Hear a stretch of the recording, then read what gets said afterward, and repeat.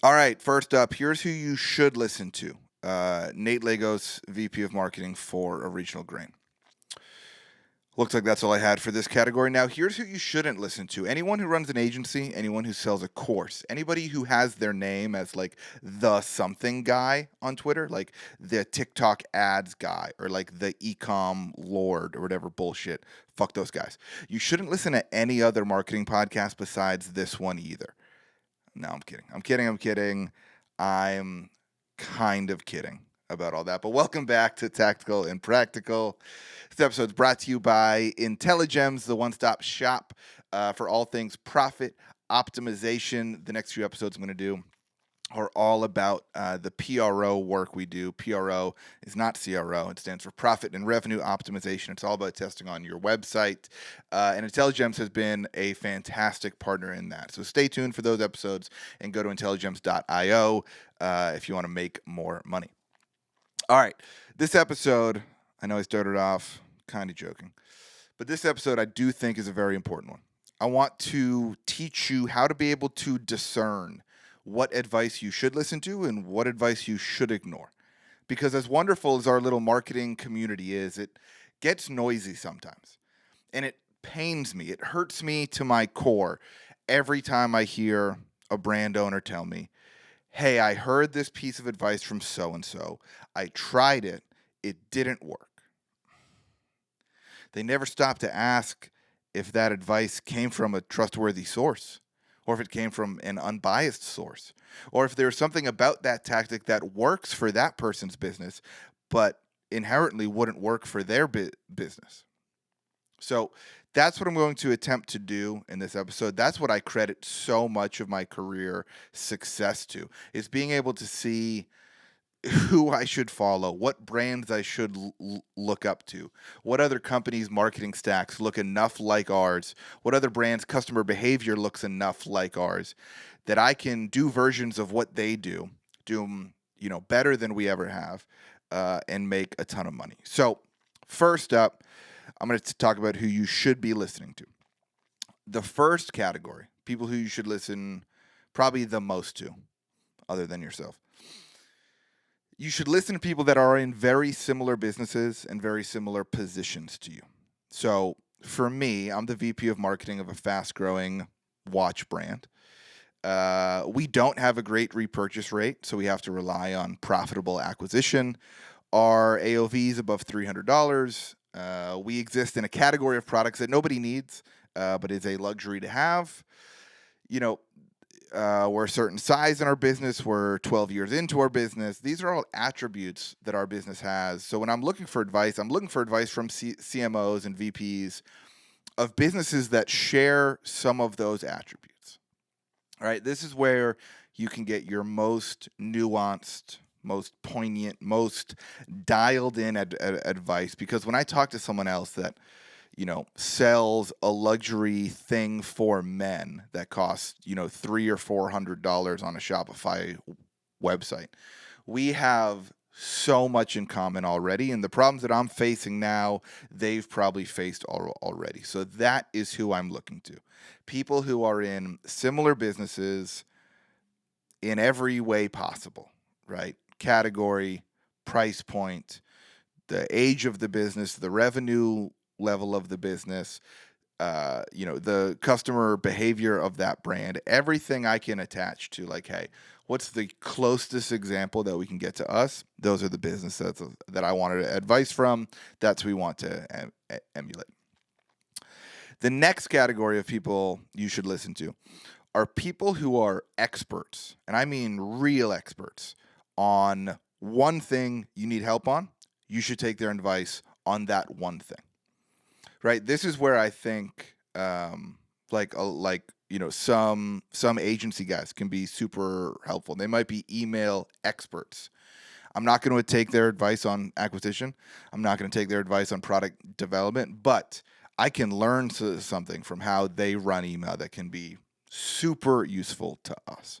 You can also learn this from other brands that might not have the similarities to your business that we talked about a minute ago, but they might be doing something way better than us. So like for me, like that might be a brand that has a way better repeat purchase rate than I do.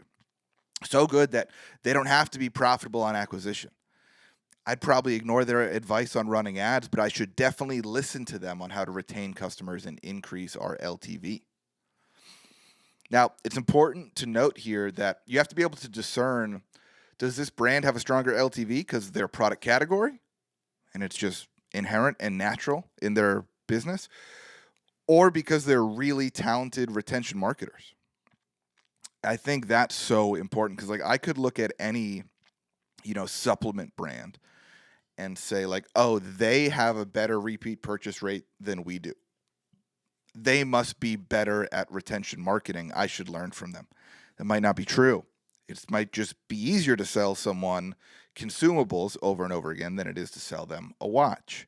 So you got to kind of look at the differences in business model still and be able to tell like, are they, doing a tactic that could work for me even though there's differences in the business? Because I'm sure there's tactics that might crush for a supplement brand that would be useless to us. So got to use some discernment here. But all right, that's it for the people I think you should listen to. It's two groups right there. People who are in, sorry, didn't mean to give you guys a finger. People who are in very similar businesses and positions to you, and people who are experts at the one thing you need help on. Take their advice all day. There are enough of those people out there giving advice that you don't need to learn from anybody else. Now, let's get on to the juicy part of this episode. Here's who you shouldn't listen to, and let me drink some Red Bull before I get into it.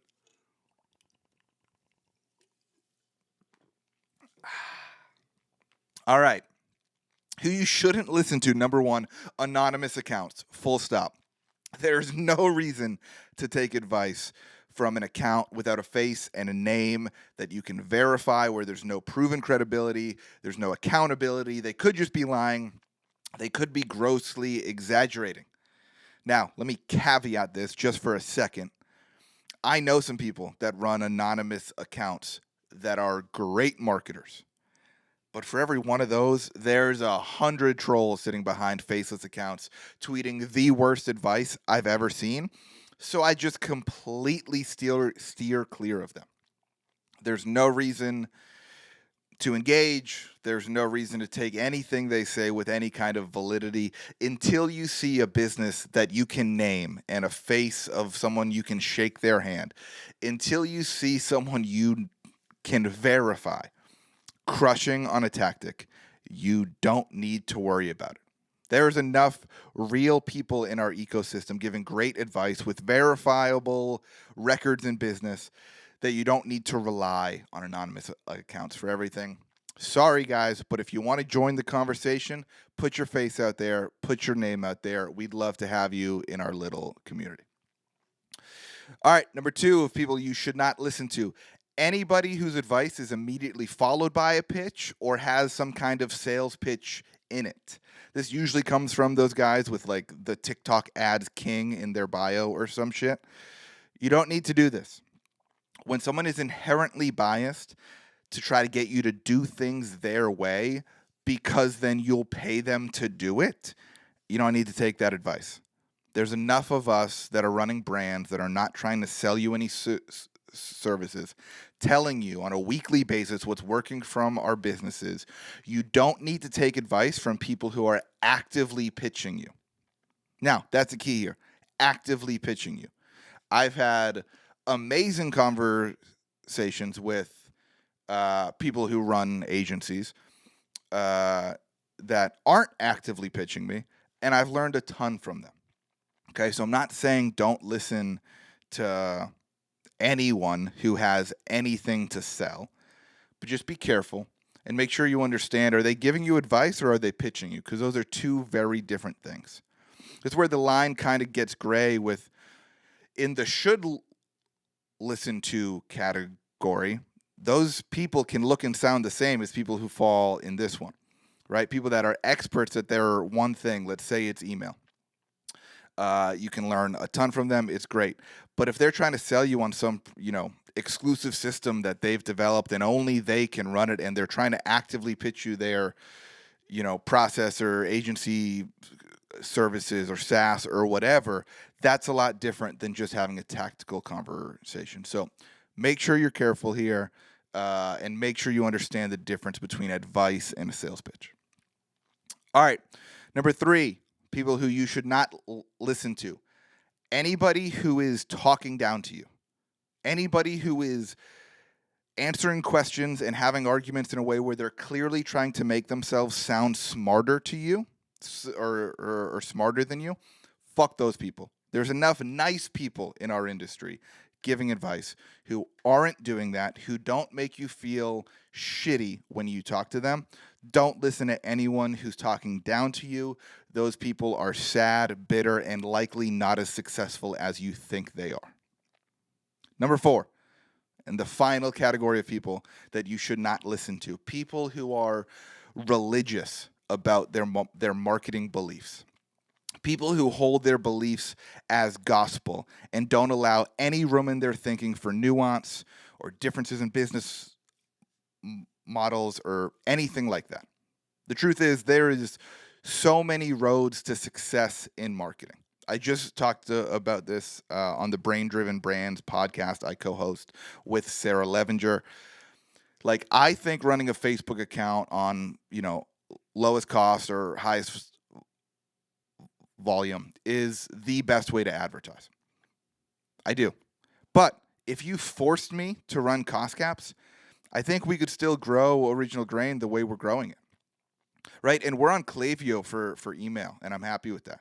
But if you forced me to switch to OmniSend or whatever, I think we'd still be fine. So you can have, people who are, preaching strong opinions because it's worked for them and it's led to a lot of success. That's great. But anybody whose opinion is my way or the highway, you don't really need to talk to. Right? There's enough 9-figure brands out there doing things opposite ways that you should know it's silly to hold dogmatic beliefs about any of these marketing tactics. So I hope you learned something today. I really can't stress enough how much this has helped me knowing who to take advice from and who not to take advice from, because there's so much noise out there. And the last thing I want to encourage you all to do is listen to yourself. Listen to the people within your business. Listen to your employees. Listen to your customers. You and the people in your business and in your business ecosystem have all of the context and all of the information that these other people aren't going to have. Even if you hopped on a half-hour call with me and told you where you were at with business and say our business models were similar, we sell a similar product, whatever, I could help a little bit, right? But you're going to forever have more context and more information on the business than I do. So listen to yourself. Listen to your employees, listen to your customers. That is going to matter more than any tactic any of us tweet out on a daily basis. So that's it. Hope you found this episode helpful. I'm sorry it wasn't as juicy as you might have thought and I didn't just drop names, but I don't know. Get a drink in me. We'll see. Thanks for listening to Tactical and Practical. Shout out to IntelliGems. Talk to you all soon.